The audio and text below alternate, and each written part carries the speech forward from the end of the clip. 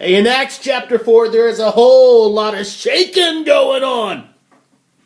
Peter and John are shaking things up. They're preaching and they're praying. They're preaching that Jesus is alive, and they're praying for people, and people are getting healed. And this is really bugging the religious leaders. In verse 4 it says this: they, the religious leaders, were annoyed because Peter and John were enthusiastically teaching that in Jesus, resurrection of the dead is possible. So they're annoyed that because Peter and John are enthusiastically teaching. I love that. They're teaching with passion. They're teaching because they mean it. They're teaching with enthusiasm, and it bugs him. So they start to question them. Okay, they take the Peter and John and the formerly lame man, and they arrest them, and they start to question them. And Peter gets all bold. He is filled with the Holy Spirit, and he is just putting his finger in their face and telling them Jesus is alive. You killed him, but he is alive now.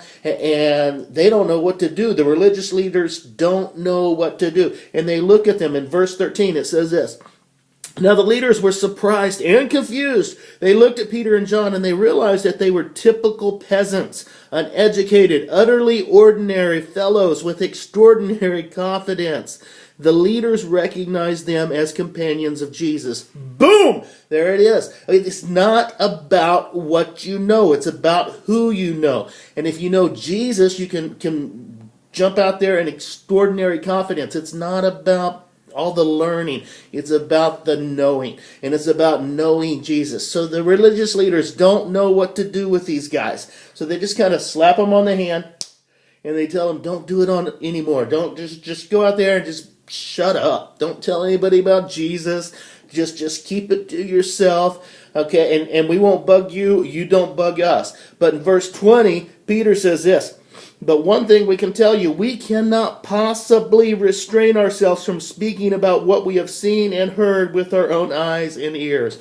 They're being told, just shut up. And Peter's like, no, we can't do that. Sorry. We cannot possibly keep it to ourselves. This is too good of a news to keep to ourselves. We've got to tell everybody. We can't contain ourselves.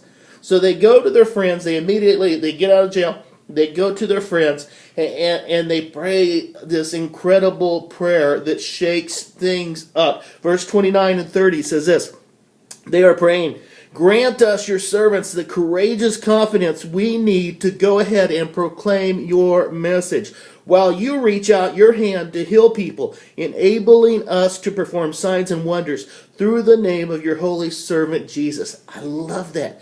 God, grant us the confidence we need to do our part, to go out and to proclaim your name, to tell people about you. But then reach out your hand and give us what we need. Give us the power we need. Enable us to see that people are healed, that the hurting find hope. What an incredible prayer. This prayer gets God's attention, and it shakes things up. Look at verse 31. They finished their prayer, and immediately the whole place where they had gathered began to shake. All the disciples were filled with the Holy Spirit, and they began speaking God's message with courageous confidence.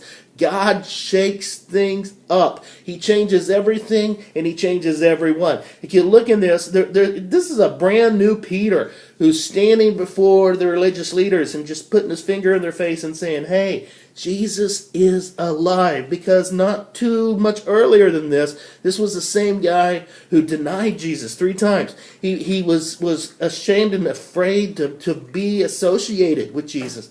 But now something has happened. There's a whole lot of shaking that's happened in him, so he is making the world shake. Because of what has shooken him up, he is going around, and he's got the strength. He's got the courage to shake things up. The Holy Spirit gives us the strength to shake. Let's make sure we shake it up today. God bless you guys. Giddy up!